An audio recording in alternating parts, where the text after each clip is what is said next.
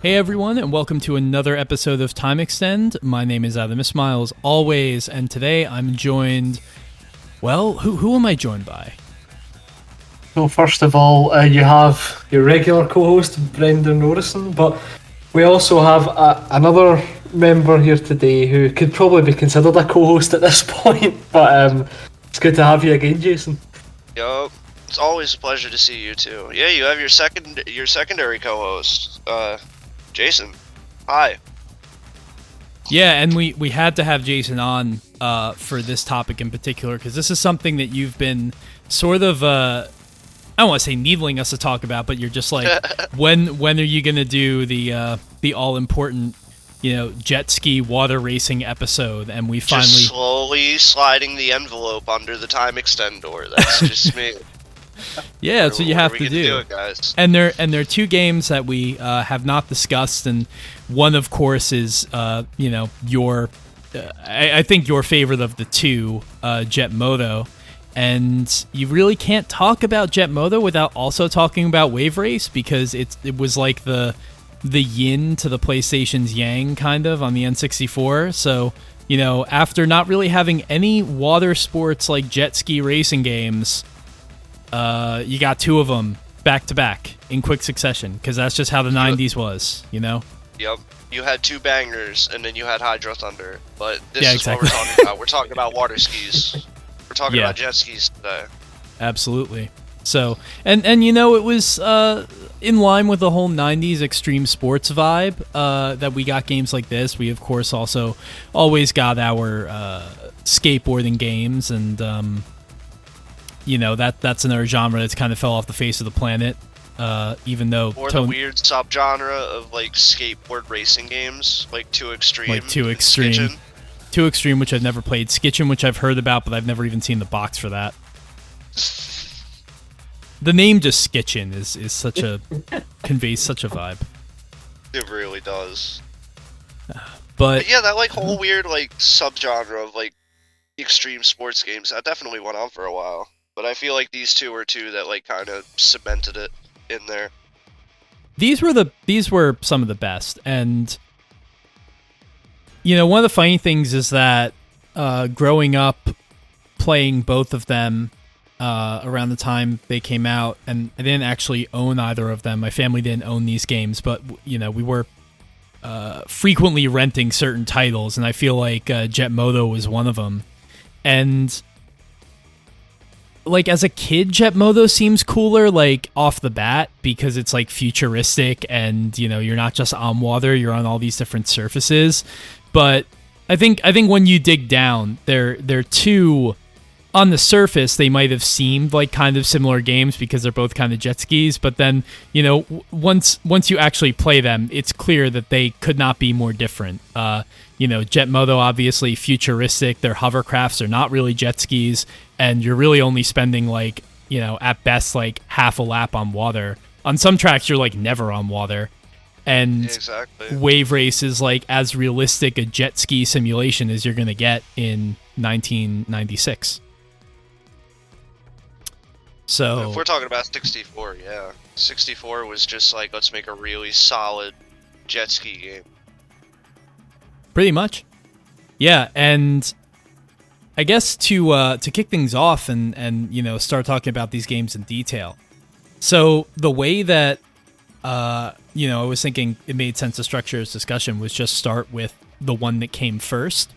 What I quickly learned was that in North America, at least, Jet Moto and Wave Race 64, their release dates were separated by 1 day, which adds to the competition, the rivalry between these two games in the marketplace. Technically, Jet Moto was the first. Well, everyone's used to the Sega versus Nintendo thing, but Sony versus Nintendo is a whole other subject. That's a whole nother side tangent. Yeah. Yeah, that's so weird. I found that they came out within a day, because I remember Jet Moto was, like, very close to launch on the PlayStation. At least it was at least like a couple months or a year after Twisted Metal. I mean, I'll tell you, and I mean, I'll double check right now just to make sure I don't have it down wrong. We're gonna pay a visit to Wikipedia, but I do believe it actually came out quite a bit after the PlayStation did. Yeah, so Jet Moto 1 released October 31st, 96. Okay. The PlayStation released, so it's about a year after the system came out, a little bit over a year after the system came out. And then on November 1st, 1996, we get Wave Race 64 in the US. Now, Wave Race 64 actually came out in Japan a little bit more than a month earlier on September 27th. But Wave Race 64 was also the third N64 game to come out in the US. And I imagine, like, what you had, like, Super Mario 64 and Pilot Wings. And No, I'm pretty sure. yeah, I think those were the first two. And then Wave Race...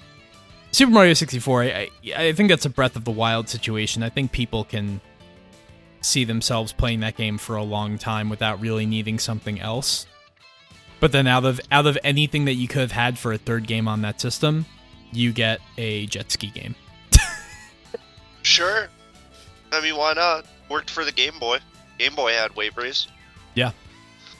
Why not both? So Brendan, I know we've established many times on the show you're not an N64. You didn't grow up with the N64.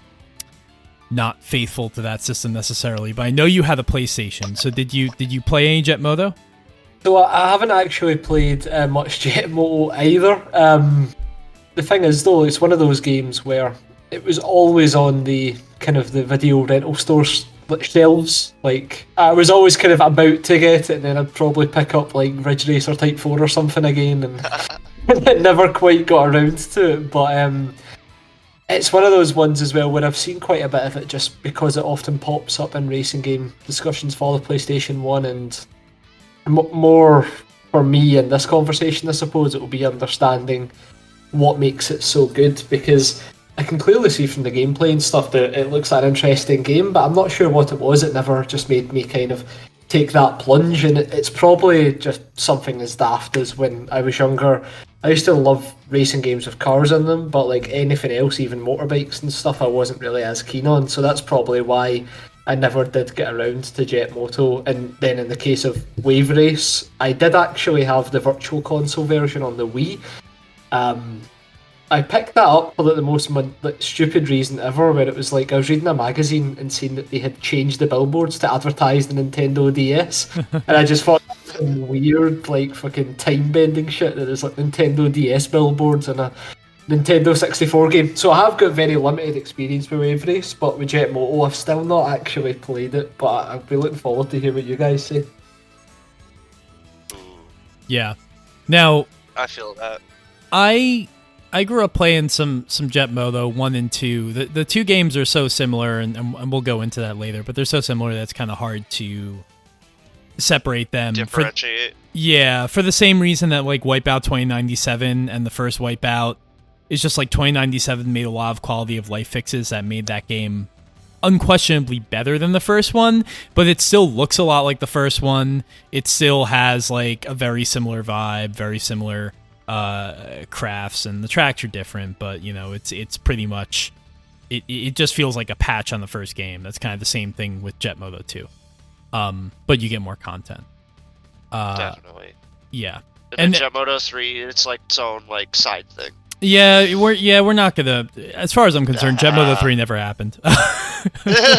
Fair. The only one instance it happened is that it got Doritos as a sponsor. It's the only reason it happened. That's true, and those Doritos crafts are actually kind of neat. But the whole Jet Moto Keep going. Sponsorship in-game advertising thing is a weird topic in and of itself. But oh man. Yeah, so these games, so the Jet Moto series, at least 1 and 2, were developed by a company called Single Track. They would not have that name for very long, but they were, a very important, very influential developer in the PlayStation's early days. This and Twisted Metal were their two franchises, and it's safe to say that they, alongside the likes of Battle Arena Toshinden, maybe, and like Destruction Derby, and you could throw the first two Ridge Racers in there as well, I guess. They were one of the these were games that sold the system. Single track eventually, I think I want to say it was like probably like the late 90s, early 2000s. It was like a simultaneous shutdown, and also some of them went on to form Incognito, which would develop like Twisted Metal Black and a couple other games. I want to say that was like 2000, 2001 when they switched over to like PS2 development. Yeah. Like single track went along through the PlayStation era a little bit after Twisted Metal 1 and 2 and Jet Moto 1 and 2. Like they stuck around a little bit. They made this like hoverboard game and like a couple other Twisted Metal ripoffs. And then they switched to Incognito, and I want to say 2001. Probably 2001, 99.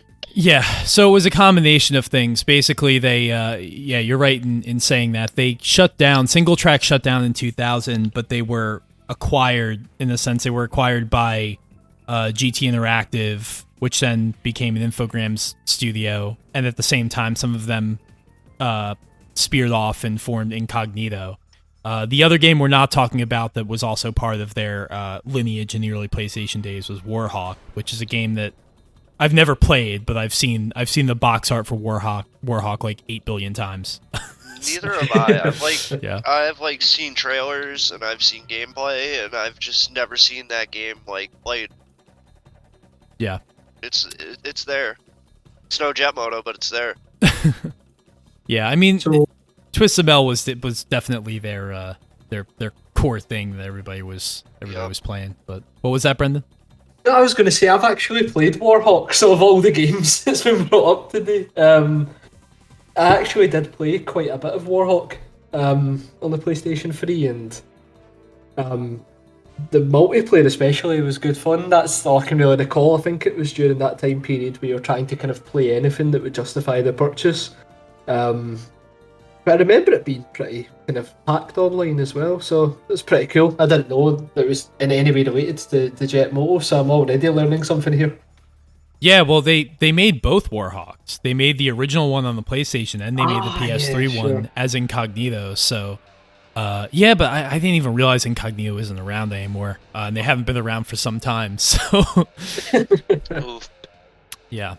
But, at this time, single track kind of rules the PlayStation. And with Jet Moto, I really do have to wonder how much of...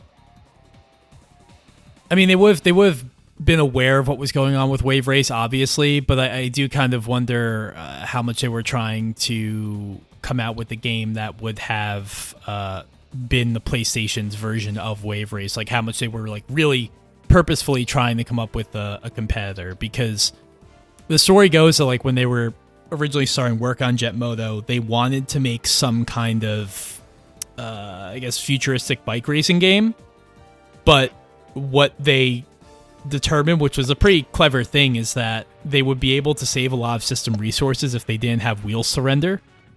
So just on the basis of that alone, they decided like, hey, let's make these just futuristic hovercrafts. And I am honestly in awe of the ambition of the first Jet Moto, because it's clear that with this game they really bit off more than they could chew. Because the next several entries, or the next two revisions of this design were scaled back in a lot of interesting ways. The first game, you had 20 riders on one track, which for the PlayStation is just absurd to think about. I mean, I've definitely played more Jet Moto 2 than Jet Moto 1. And Jet Moto 2, as we'll talk about, is a little bit different in this regard. So I don't really remember what it's like to be, riding alongside 19 competitors, but with the action in this game and with like the suicide courses, obviously, where you're kind of going down a shared path in both directions. You kind of go around the tethering pole sort of at either end, and you ride back down into oncoming traffic. 20 riders doing that? That's... Yeah. Yeah, exactly. My bad to cough up a lung, but yeah.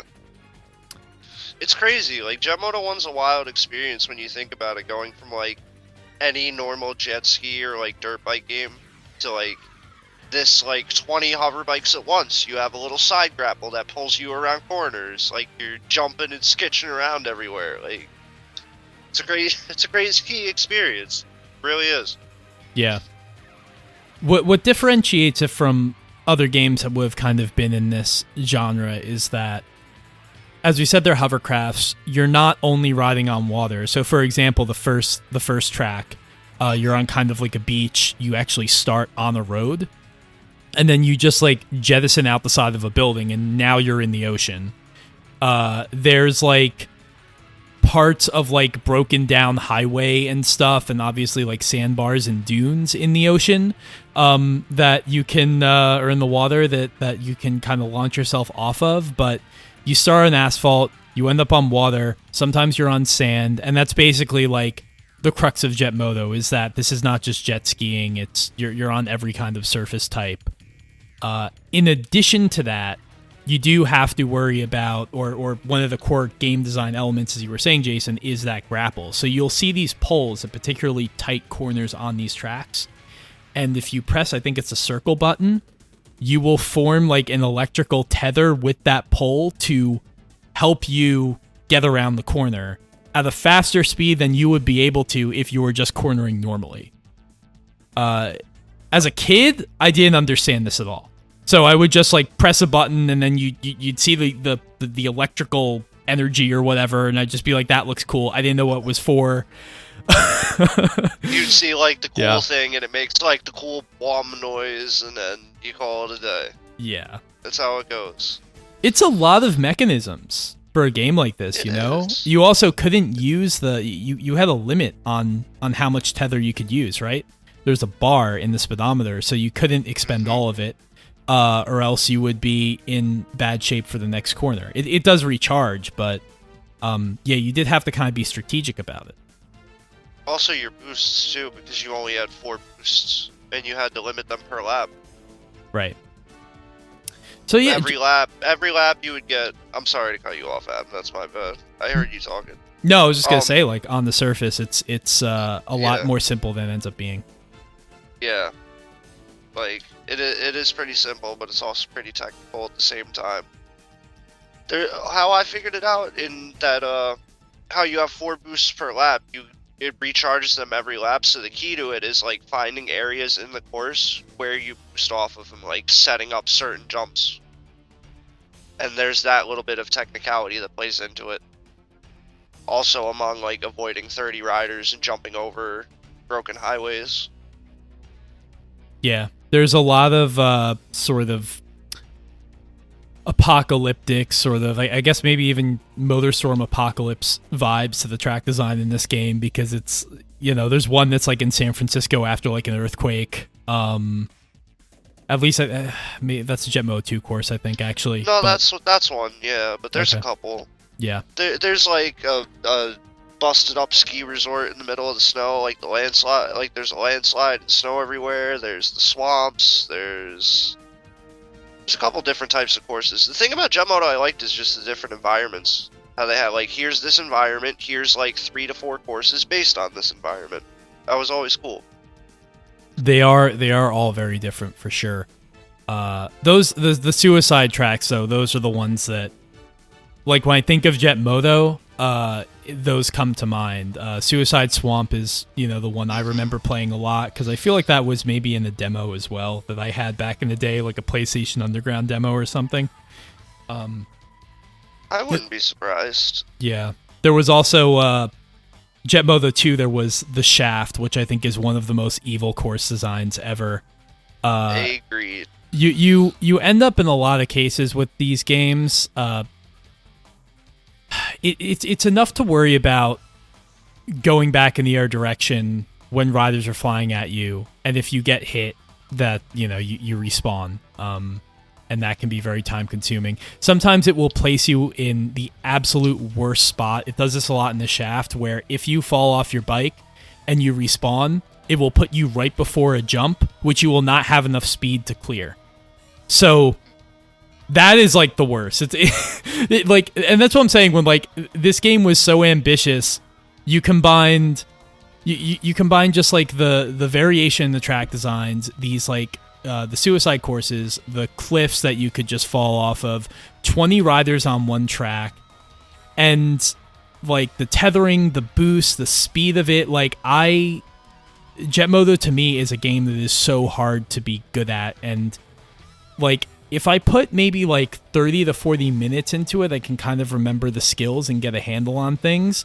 But it's not a game I was ever able to just jump into. And the net result of all of these decisions is that it doesn't run particularly smoothly. So, you know, in the first game, you're probably struggling to hit like 20 frames a second because of all the crap that is going on in front of you. And they would improve that with the championship edition of Jet Moto 2, which is a whole other thing. But it really just seems like it's...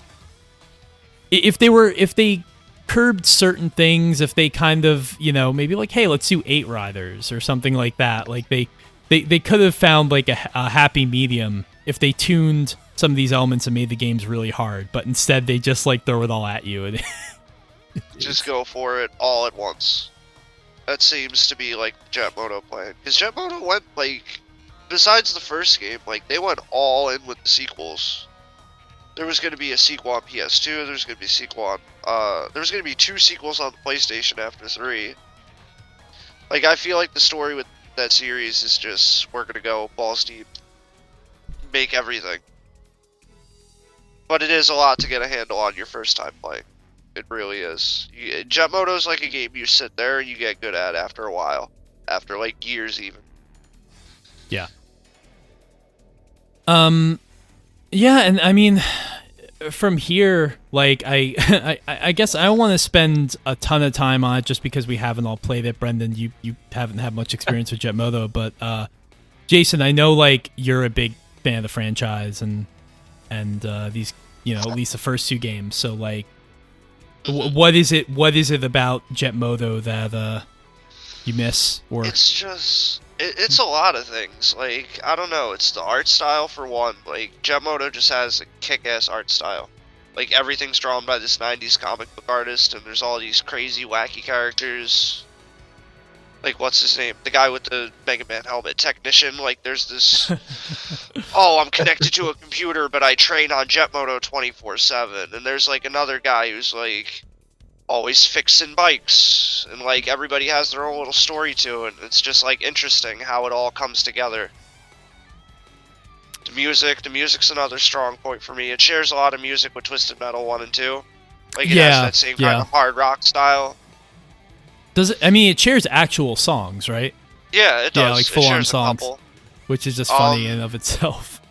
Fun fact: Suicide Swamp in Twisted Metal 2 is actually one of the snow tracks in Jet Moto 1. I love that. And same thing with the LA the Los Angeles level in Twisted Metal 2. That's another one of the snow tracks in Jet Moto. I love it when it's like egregious, like just taking things like that. I mean, it's fine, you know, it's one studio making these 2 games at launch for a PlayStation. They have a lot to do, so I totally understand sharing content between them. It helps that it was good content, because the soundtrack in this game is well, while Wave Race's soundtrack is definitely more to like my taste, Jet Moto has this sort of hard rock action movie vibe to it that it just hits really well. It's perfect for the game. I love the title music to Jet Moto 2 when you're in the menus. Is like, I hear that and I just feel a wave of nostalgia. I'm in my my parents' basement and I'm a kid and it's like 1997 or 98 all over again, and I'm like this like pinkish red carpet sitting cross-legged in front of this massive Toshiba CRT, gonna play some Jet Moto 2. The advertising in this game is so fucking apparent. Like I've been watching some gameplay videos while we're talking, and Jesus, they didn't spare any expense there. There's like 7 different types of Nestle chocolate being advertised around the track. You've got Mountain Dew in here, then the kind of manufacturers of jet skis and stuff as well. It's pretty interesting to see, just given the kind of setting of the game itself. There seems to be a lot of branding associated with it. It was a really prominent part of the game's design. This was a time before, in-game advertising was really a thing, and I think it's like the first case that I can think of in my history of playing games where it was obvious. Like you had the Mountain Dew bikes, you had the Butterfinger bikes, you have Chef Boyardee advertising, which is pretty funny. But I was reading that apparently one of the game's producers, quote, fought like hell to make sure that Chef Boyardee did not sponsor a bike and was only trackside advertising, which I find really, really funny. I find that very weird. Yeah.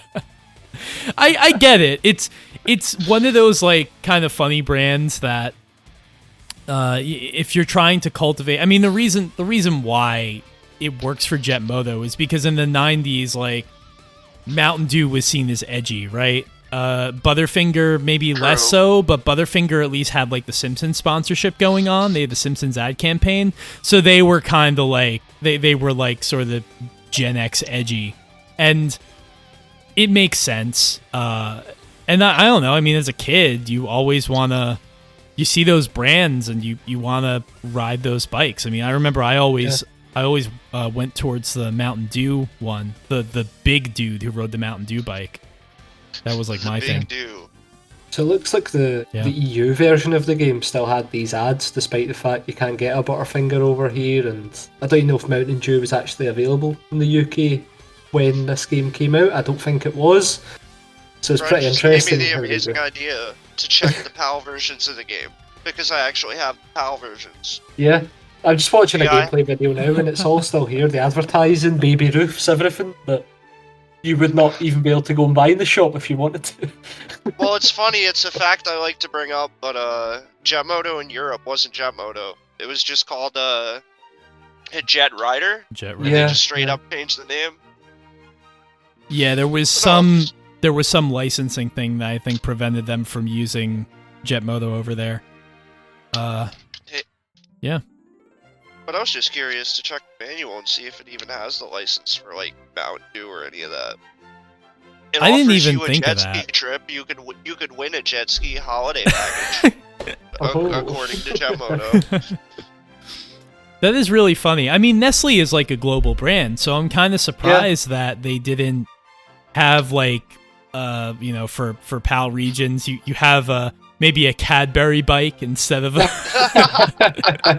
the Dairy Butterfinger. Crunch is available here, and that's on the advertising boards. I don't know if there's a bike associated with that, but there's a Nestle Crunch bar here as well. So I suppose they went 1 for 9 or however many advertisements. Oh, Crunch is like Crunch is everywhere in this game.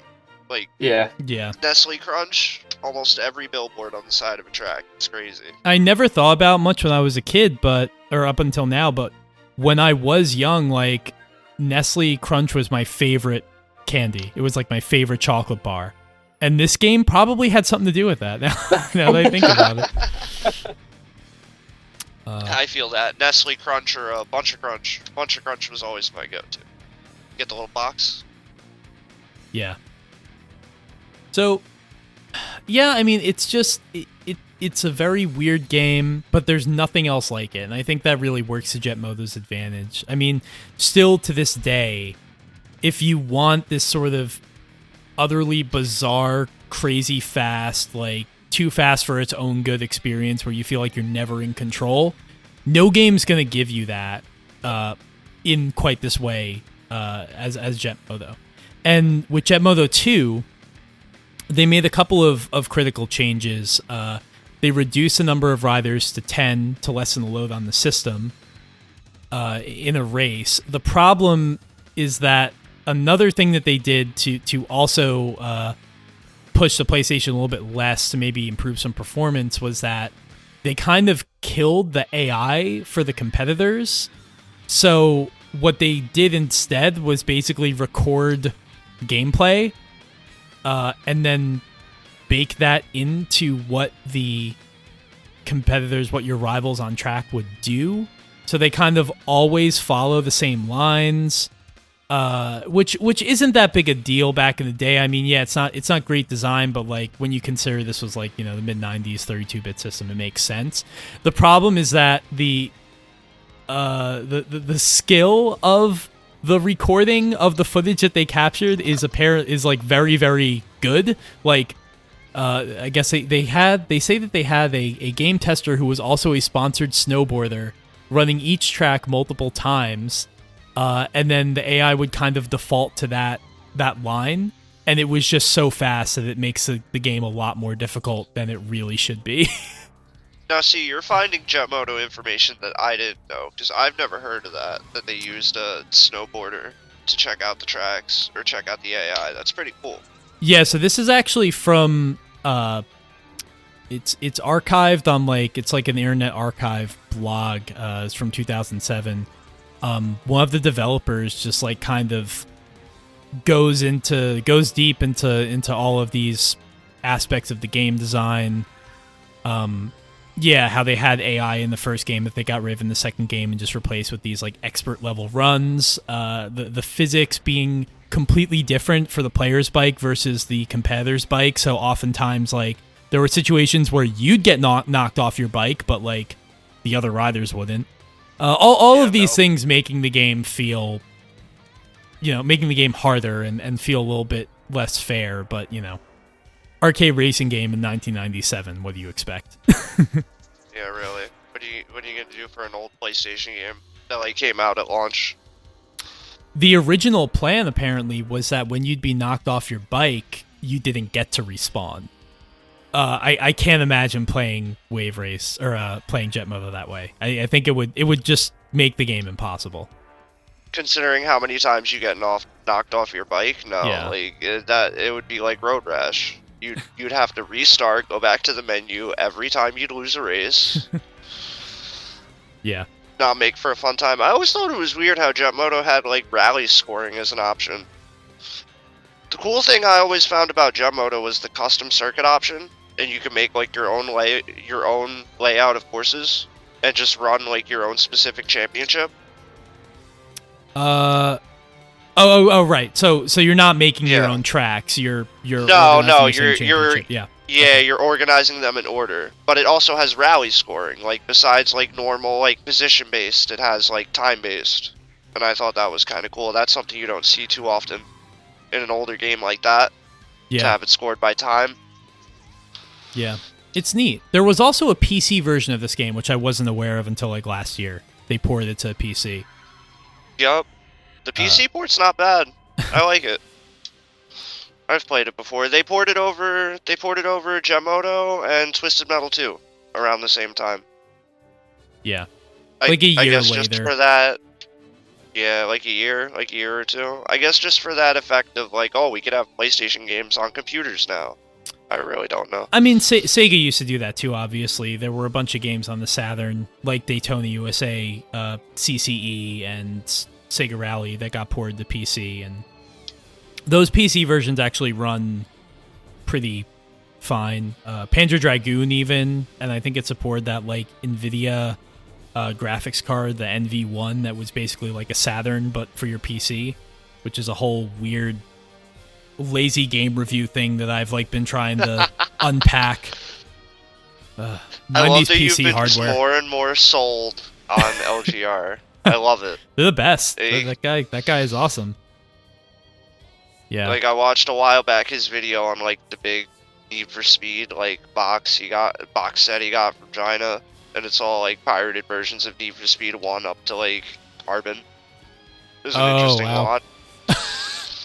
One to watch for later. So the last thing that I will end the Jet Moto part of the discussion with, at least my contribution to it, is I find the whole Championship Edition, Jet Moto 2 Championship Edition thing really interesting. So basically, Jet Moto 2 came out about a year after the first game. It was I think exactly a year after the first game. It was October 31st, 97. Had much of the same content. It did have new tracks, but also had the 10 tracks from Jet Moto 1. And eventually, when they wanted to do a greatest hits version of the game, they decided that what they would rather do is come out with Championship Edition, which is kind of like Jet Moto 2 Plus in a way. Basically, they pared the number of riders down even further for this version of the game from 10 to 4. So now you're talking about a wave race-like experience where you've only got 3 other rivals on track. So we've gone from 20 when this game first came out. Now we're at 4. But the benefit to that is that it would let it run at 30 frames per second. So like if you're, more competitive, if you're, I don't think like speed running or competitive Jet Moto was really a thing back in the day, but I guess if you wanted to really test your skills and have like the smoothest possible experience, you'd play Championship Edition. There's like one other guy there's like one guy that speed runs Jet Moto and maybe like 3 time trial videos of me playing Jet Moto 2. Nice. Good company. I just had to crack. Yeah, exactly. Good company to be in. We got 2 people running Jet Moto. Yeah, the championship thing was always interesting. I actually printed out that box art. There's a set of box art out there where they actually labeled it Champion Edition and such. So here's what ended up happening. Here's the other half of the story. Here's the kicker. So they submitted this to Sony for the greatest hits version of the game, and then Sony said, you can't do that. The greatest hits version of a given PlayStation title has to be exactly the same as the original game. So they were, the single track was annoyed at this. One of the lead developers, Brian Wicklem, explained this in the blog. And Brian says that he submitted Championship Edition. It was rejected. So he burned a copy of the original game because Sony had lost the master and sent that in to be made as the greatest hits version. Sony then fucked up and copied and mass-produced the original Championship Edition version that Sony did not want to produce and made that the greatest hits game. So in a weird way, it ends up being that the version that the team originally wanted to put out there, Championship Edition, which was rejected by Sony, actually ends up becoming the greatest hits version of the game. Oh, jeez. And although the box art is exactly the same with the greatest hits as the original Jet Moto 2, when you start the greatest hits version of Jet Moto 2, it does say Jet Moto 2 Championship Edition. Yep. It's very strange. There, as Jason, as you were saying, the mystery has been solved. There's like other box art that never saw the light of day, but you can find it's like awfully low resolution version of it you can find online and like print that out. I guess if you really wanted to have the full experience. It's weird. See, I always thought it was like a disc swapping snafu. Like they accidentally sent them Champion Edition instead of sending them the Master. No, they sent them Championship Edition first. Sony said that's not going to work. So then they burned a copy of the original non-Championship Edition. And Sony said, okay, good. But they still accidentally produced the version of the game they didn't want to release. So it was Sony's fuck up entirely on their own. And it's funny. And that's why we don't have Jet Moto anymore. We got 2 versions of the game. So, yeah. Good deal. That's Jet Moto. I think, we're already like 40 minutes into this, so we should probably just move on to Wave Race. Just play Jet Moto. Just play 2. If you gotta play 1, play 2.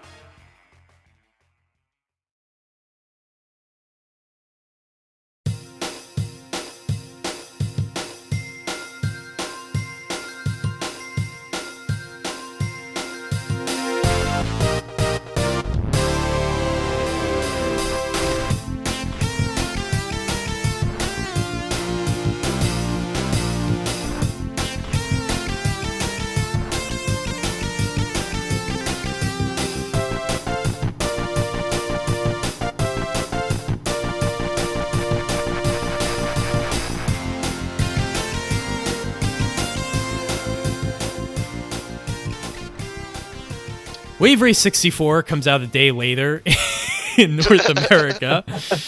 So how does our GameStop shopping adventure go? So I obviously bought Jet Moto. You got to buy Wave Race. Yeah, I guess. I mean, I didn't own either of them. Brendan evidently didn't own either of them either, although you got the virtual console version, so... Yep. Got there in the end. Exactly.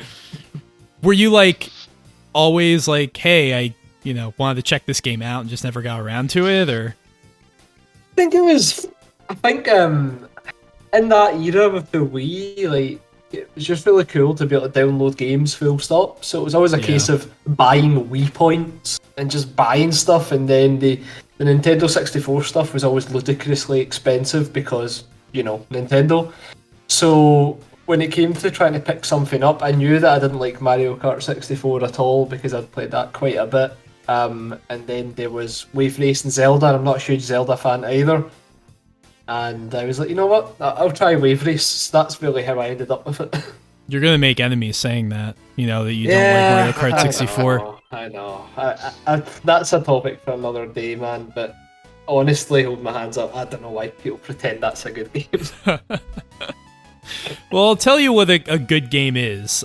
Wave Race 64. Wave Race 64 is a very, very good game. Developed by the one and only Nintendo EAD, of course, a legendary studio we never get to talk about because they have ever only made 2 kinds of racing games. Produced by the great Shigeru Miyamoto himself, and the main developer on this game was a man by the name of Shinya Takahashi. I'm sure the Nintendo nerds listening to this can rattle off all of the amazing work he's done, and I'm not aware of it, but I'm sure he's had a very prolific and important career. So, because it's Nintendo, there's a lot of good history about this game. And I was able to find the quote, and basically, the genesis of Wave Race kind of goes back to Nintendo, having N64 Project Reality built on this Silicon Graphics, derived chipset. Being able to do all these interesting things with polygons that were never possible before, and not even possible on the PS1 or the Saturn. And they were just familiarizing themselves with the 3D tech. Takahashi... Water graphic, the way of the future. Yeah, exactly. Takahashi says that they were basically just messing around with water physics, and Shigeru Miyamoto apparently became aware of this and was impressed and said, like, hey, you got to do something with this. Like, it's really cool. Whatever this is, make a game. So they had the Wave Race franchise kind of staying dormant because they had that Game Boy game that I don't think anyone's ever played, but it does exist. Hey, hi, how you doing? You've played it? I'm like the only one. I'm probably like the only one, but I played it. It's not bad. It's like a top-down jet ski game. That's all it is. Yeah. So that music is a bop, though. It's got really good music. I'll say that much. There's a lot of good music on the Game Boy, that's for sure.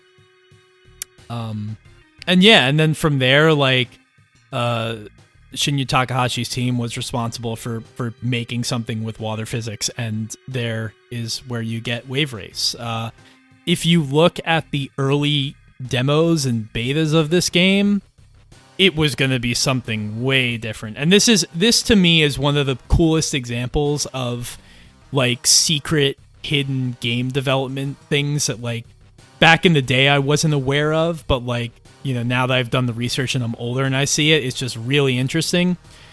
Wave Race 64 in its original incarnation was basically Hydro Thunder.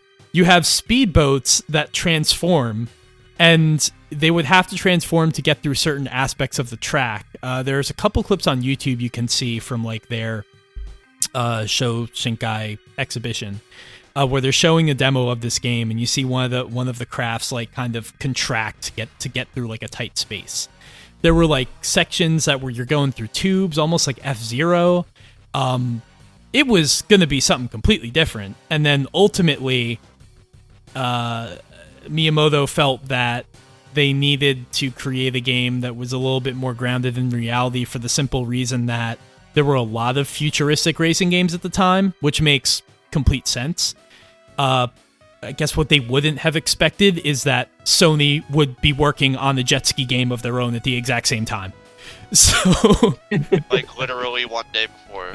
Yeah, it would come out one day before. And apparently, it was Rare's Tim Stamper who suggested that they use jet skis instead of speedboats. So, really weird history with this game, but it all turned out amazingly. And there's that famous statistic that like the water physics in Wave Race they take up like 70% of the Nintendo 64's processing power just to do the water alone.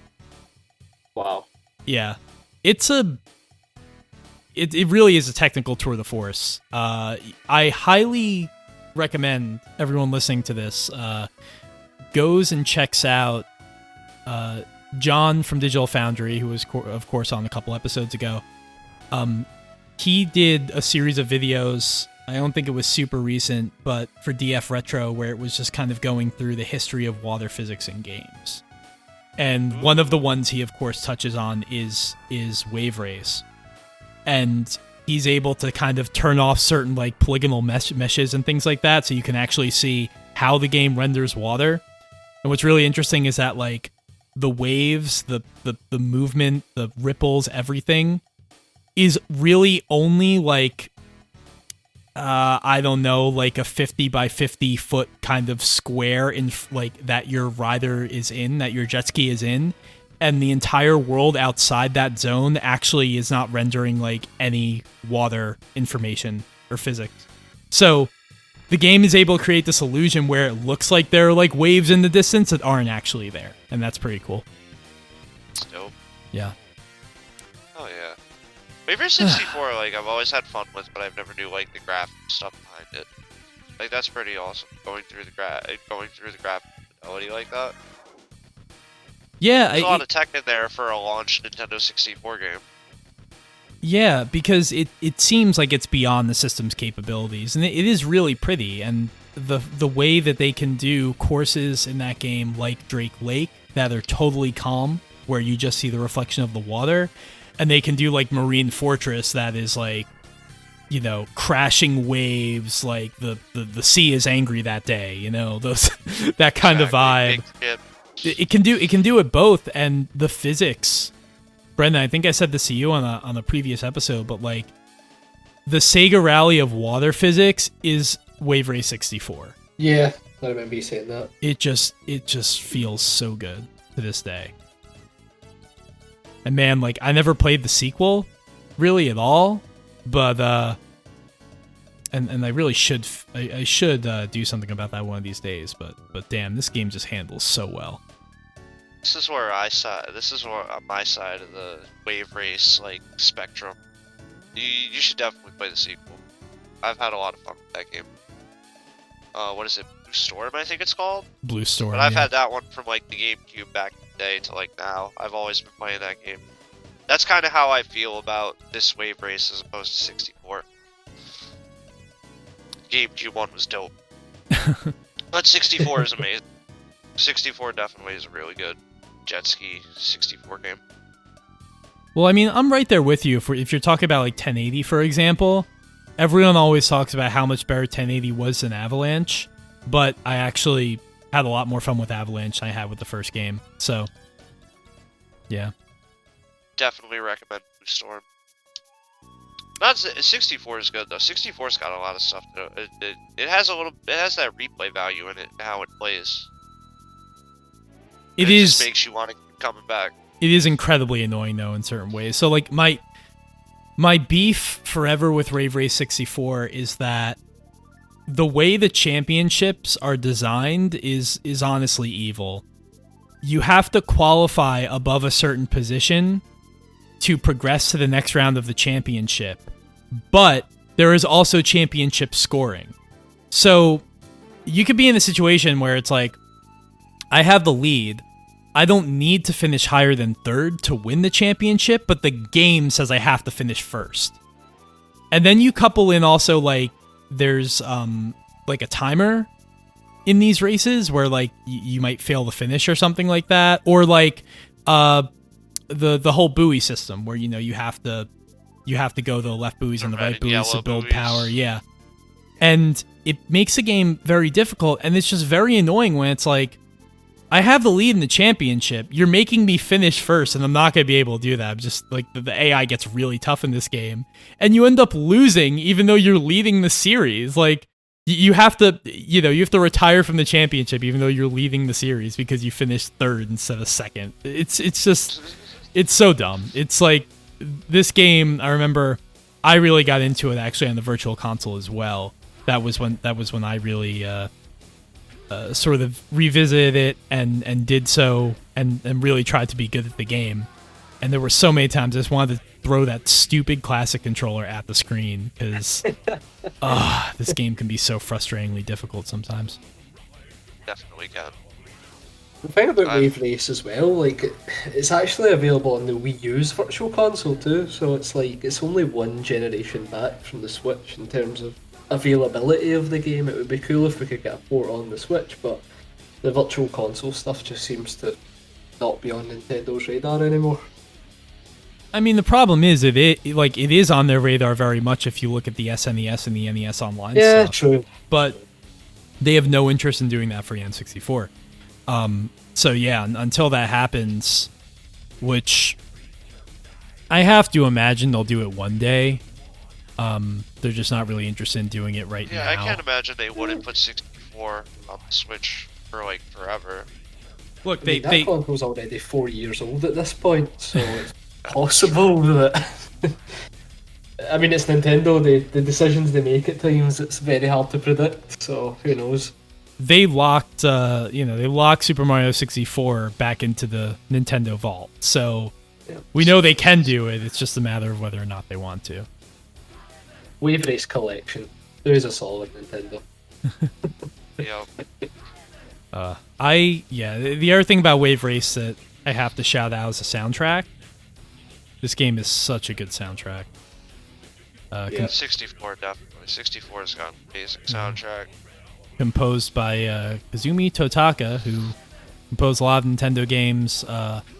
His Totaka song that appears in Link's Awakening and Animal Crossing and a bunch of different games does not appear in this one, which is kind of interesting. But it is a very, very good soundtrack. And what's the name? I need to find the name of the particular song that I love, and I will definitely put it in the episode. But it's the one that plays at like the night course. Twilight City, I think, is the name. Yeah. Good I'm one. pretty sure that's it. Yeah. I just can't. I just get that title theme music stuck in my head all the time. That one's a good one. You just start up. It's like Jet Moto 2. You just start up Wave Race 64. You're just instantly back to nostalgia because of how hype music got. This game has a really calming aesthetic to it. I mean, in that way, it's definitely like the polar opposite of Jet Moto, where there's like that kind of twinkling sort of music that like prefaces every single race. The announcer's voice is like very chill. Okay. Yeah. And I love like the music over the character select. The rider select is great. Just the sound effects in this game are fantastic. Sound design is not something that I think really anybody considers when you talk about the N64, just because its audio hardware was kind of trash, but they really did a good job at Wave Race. Yeah. Like, those are good engine notes. It's not like like the usual high-pitched engine note you would get out of a jet ski game or something like that. You get different tunes if you win a race versus if you come second, third, or fourth. And yeah, one of the things I'm remembering right now is did either of you guys ever unlock the dolphin or ride the dolphin or whatever? I don't think I ever did. I didn't even know you could unlock the dolphin. It is one of those I mean, I was gonna say Luigi in Super Mario 64, which is impossible in the first game, but it's kind of that level of stupid hard to get. It's something that I suspect maybe 2% of Wave Race 64 players have done, because it requires you to do a certain trick, button combination, and a bunch of things in like the free ride mode where you're doing stunts, and then you can, I think, ride the dolphin or something. I don't exactly remember, but it's stupid complicated, and it's one of those things that annoyed me a lot as a kid because it's like, how am I supposed to do this? Why isn't there just a cheat code that lets me ride the dolphin? Why can't I just Game Shark this? Like, come on, Nintendo. Exactly. What are you doing? Exactly. I think it was riding a dolphin. Maybe it was like something else. I know you race the dolphin when you start that mode. It's kind of going alongside you. Oh yeah, sure enough, I found the video where you're riding a dolphin. So there you go. If you've ridden a dolphin in Wave Race 64, be sure to comment or let us know that you've done that. I'm watching it now, and it's a little bit more natural than driving the horse in Daytona USA. Just a triangular horse that clippity clops. Yeah. And makes metal crashing noises when you hit a wall. And yeah, I was about to say metal crashing noises are like actual tire screeches, even though it's a horse. Yeah. Yeah, for sure. I miss the era of ridiculous bullshit like that. It's funny too because you're still racing the other dolphin, so it's like you're riding one dolphin and then you're racing a dolphin that is unmanned, and I have to wonder if that causes some confusion between the dolphins. Just a little bit. It has to. Probably. Yep. So that's why I got on Wave Race. I just enjoy this game so much. It is. It's a good one. You know, I go back and forth on what my favorite N64 racing game is. There's a lot of factors that tie into it. I think if we're going to talk about favorite racing game and we're allowing things that aren't cars, it's Wave Race 64. Just on the basis of the physics. This game just feels so good. Yeah, physics are absolutely phenomenal. From what I recall playing it, even experiencing it for the first time on the Virtual Console, I didn't feel as if it had aged all, like in terms of a negative way of playing it. It was just such a good experience even then. Yeah. And Jason, I mean, like, I feel like your love of Jet Moto is like, Wave Race is probably almost like too easy for you, right? Like you need that kind of like metal energy. A little bit. Doesn't really hear in Wave Race. It's weird. Trying not to like cough because of the sinuses, but fucking, I really like between Jet Moto and Wave Race. Like Wave Race is fun. I just feel like it's a different pace. Like I feel like Jet Moto, it's like you're trying to get the lines, and you're trying to like aim yourself for the right jumps, and you're like trying to get stunts so you can get boost because there's a stunt mode because you can get boost from it. And in Wave Race, it's just like, oh, you're just relaxedly like riding around jet skis, just having a good time, riding dolphins. You know, just everybody's having a good time. Jet Moto's just like motocross. It's all over. We're all racing. Yeah. It's a weird like parallel when you think about it. Yeah. I kind of like that we got to sit here and talk about our favorite non-car games. I'm here for it. It's rare that we're talking about racing games that don't involve cars, so that's Right? that's definitely something that these two games that will probably never happen again, and nothing like them will ever be made again because no one wants to make them. I'm surprised that we don't have, you know, you have your Formula Fusions and Ballistic NGs and stuff like that to recreate like Wipeout in modern times. I'm surprised nobody has made like a spiritual successor to a Jet Moto or a Wave Race. Exactly. Or even like a really fast, like good bike game. Like I think we're missing out on bike games a little bit. Yeah, because I feel like we got MotoGP by the same team that's been doing it for the past 6 years. I forget who does the MotoGP games, but I think you guys know what I'm talking about. I don't know if it's still Milestone. I mean, they were doing. Yeah, I think it's Milestone. They're doing Ride, and they also have that TT Isle of Man game, and all their stuff is fine. But it's also like those are full-on simulations, you know? Yeah, I feel like we're missing like a good, like just like a motor racer, like a motor racer, a Wave Racer, a Jet Moto, as we're talking about. Manx CT. Yup, Manx TT's another one. Oh, Manx TT too. Oh man, that would be great.